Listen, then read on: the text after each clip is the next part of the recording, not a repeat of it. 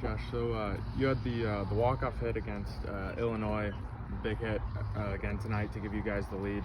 Could you just take us through like your mentality at the plate when it's a big pressure-packed situation like that? What are you doing to keep yourself focused just at the plate?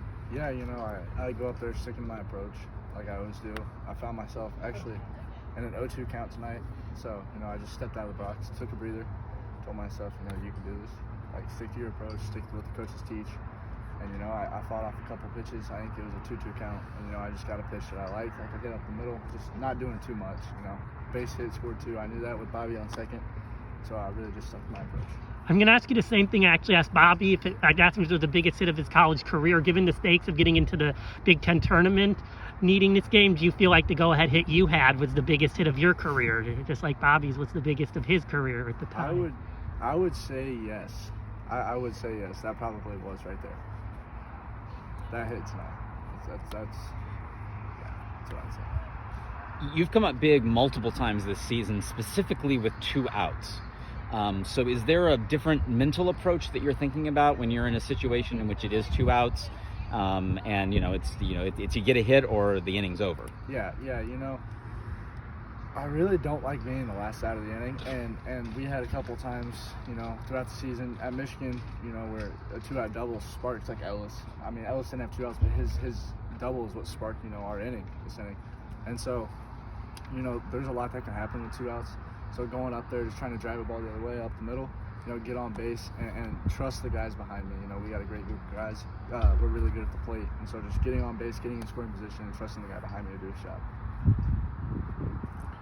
I guess, what are your conversations like with your teammates in the dugout when you're trailing 6-2, to try to start building that comeback, run by run? It's easy, especially, in a 3.5-hour, 4-hour game. It's easy to become unfocused and just start talking about whatever.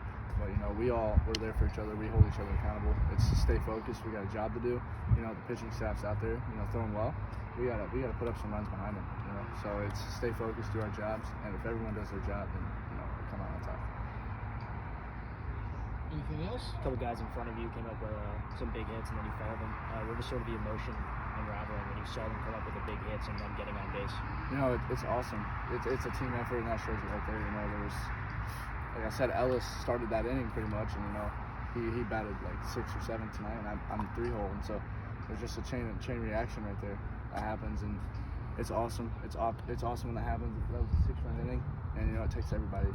So. Anything else? I got one. So Coach Mercer's talked about how throughout the off season you were hurt for a while and didn't necessarily have a full off season to prepare for the season. I guess, did you expect yourself, or could you ever envision yourself being in the situation where you're batting third and coming up with these huge clutch hits, in your freshman season? If I'm being honest with you, not really. If we're looking back, November, December, I would have said no.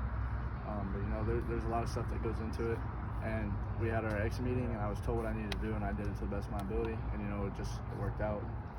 Just when you buy into something valuable like the coaches are teaching, it works. And so it's all when the team buys in, and we all have, it shows. When the team buys in, we're really, really good.